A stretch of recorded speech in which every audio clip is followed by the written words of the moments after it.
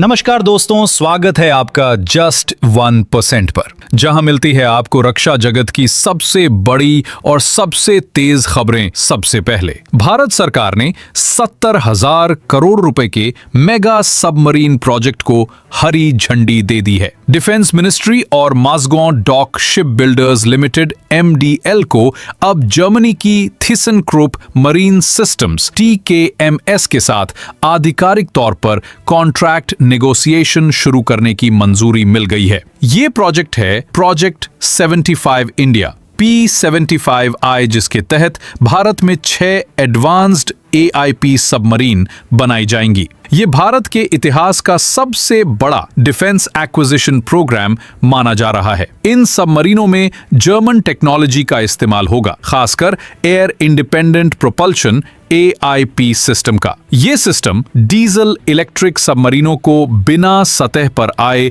करीब 3 हफ्ते तक पानी के नीचे रहने की क्षमता देता है, यानी ज्यादा स्टेल्थ, ज्यादा सर्वाइवल और ज्यादा मारक क्षमता। दोस्तों, चीन और पाकिस्तान लगातार अपनी सबमरीन फ्लीट को बढ़ा रहे हैं। चीन की नेवी बहुत तेजी से न्यूक्लियर और कन्वेंशनल सबमरीन्स बना रही है। पाकिस्तान को भी चीन का सीधा सपोर्ट मिल रहा है। वहीं भारत के पास फिलहाल 16 कन्वेंशनल सबमरीन्स हैं, जिनमें से 10 अगले दशक में रिटायर होने वाली हैं। ऐसे में P75I की 6 नई सबमरीन्स भारत की मैरिटाइम पावर और सिक्योरिटी बैलेंस के लिए बेहद जरूरी हैं। इस प्रोजेक्ट का मकसद सिर्फ सबमरीन खरीदना नहीं, बल्कि इंडिजिनस कैपेबिलिटी डेवलप करना है। माजगांव डॉक और इंडियन इंजीनियर्स को जर्मन टेक्नोलॉजी का ट्रांसफर मिलेगा। लोकल स्पेयर्स और कंपोनेंट्स यहीं बनेंगे। घरेलू शिपयार्ड्स और डिफेंस इंडस्ट्री को ग्लोबल लेवल की एक्सपर्टीज हासिल होगी, यानी आने वाले समय में भारत खुद एडवांस्ड सबमरीन्स डिजाइन और तैयार करने में सक्षम होगा। याद रहे,